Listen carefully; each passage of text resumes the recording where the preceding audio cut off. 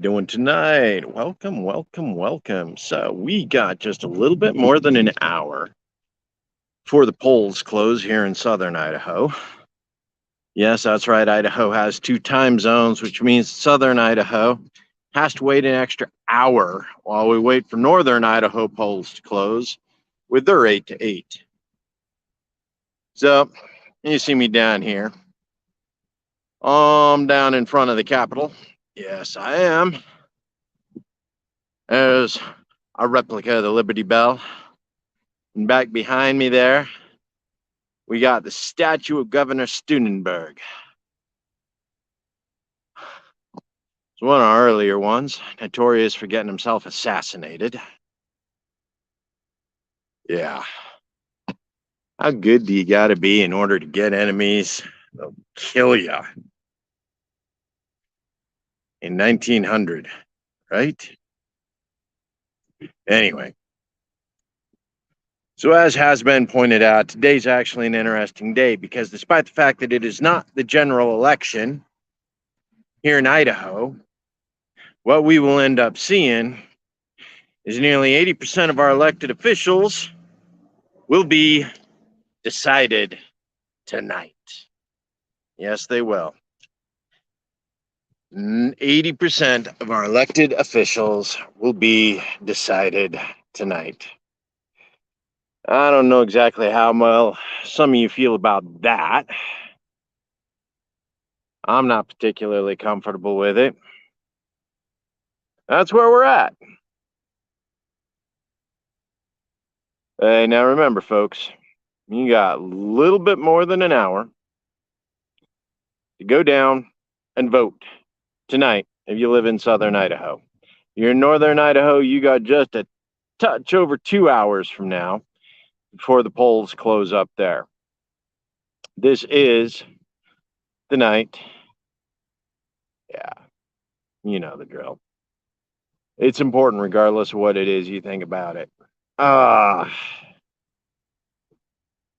Now we got.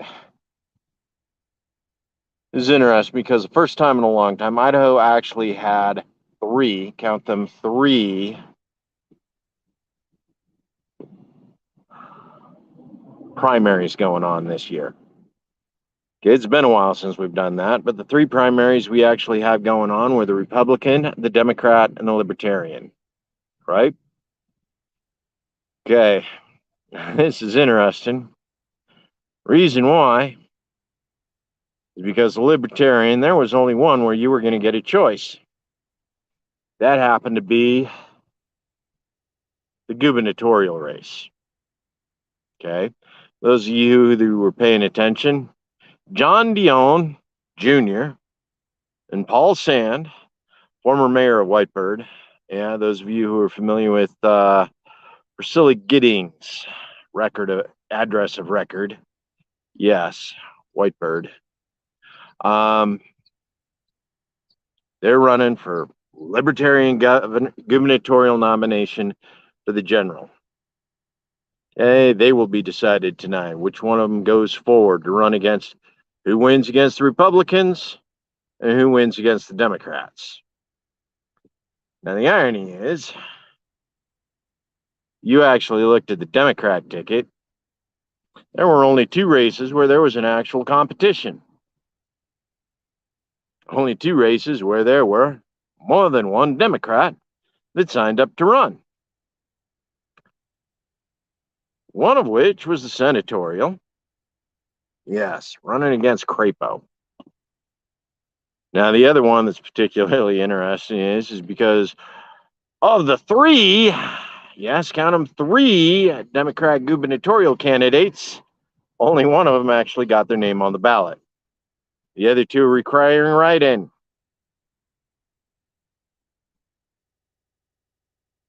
Guys, how'd you chew that up?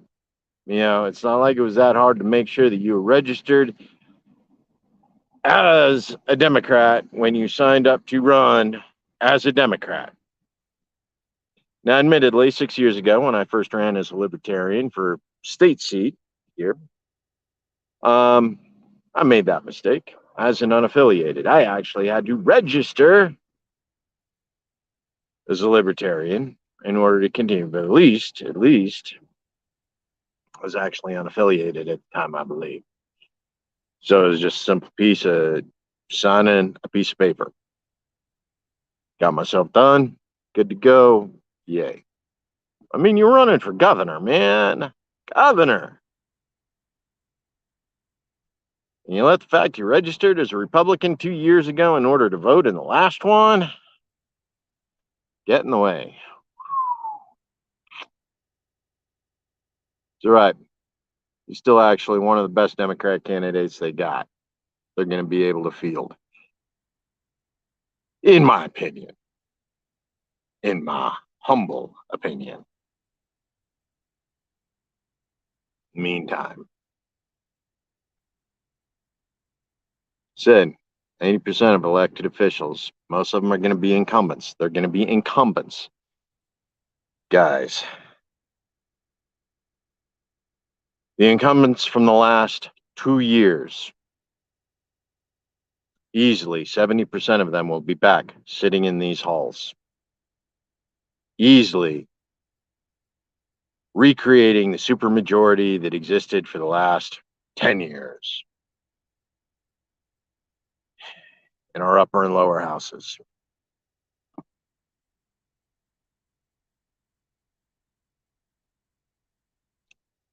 %70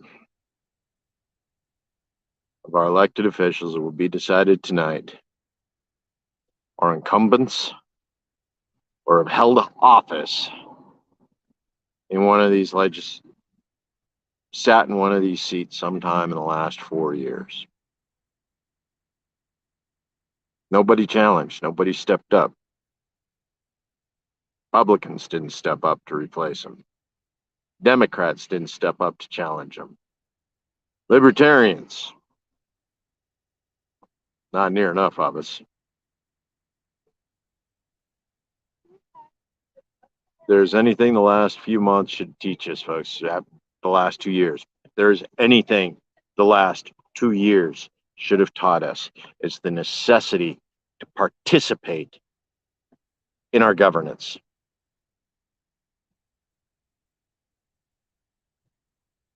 We got 2 more years of learning that lesson, folks.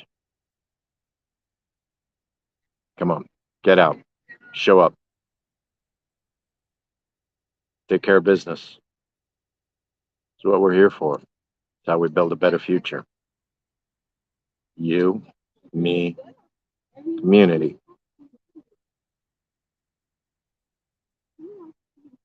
Together we can fix what's broke. Anyway, you'll see more of me between now and November. Yes, you will. Love you guys. Take care of each other. It's going to be a rough ride. Love you.